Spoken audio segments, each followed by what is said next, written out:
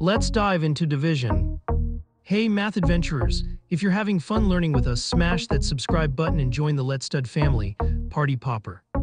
Let's start dividing 20 by 2, ready for some math magic sparkles. We'll use the first digit of 20, which is 2. How many times does 2 fit into 2? It fits 1 time. Let's check 1 times 2 is 2. Now subtract 2 minus 2 equals 0. Easy peasy, white heavy check mark. Great job, you've got this.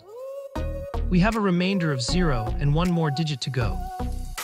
Time for the next digit, we're almost there, glowing star. Bring down the next digit from 20, which is 0. Now we have 0. How many times does 2 fit into 0? It fits 0 times. Let's check 0 times 2 is 0. Subtract again, 0 minus 0 equals 0. You're doing amazing, starstruck. Woohoo, you've solved the puzzle. Give yourself a high five, raised hand. We've used all the digits and have no remainder. We're all done. So 20 divided by 2 is 10. We just learned how to divide 20 by 2 step by step.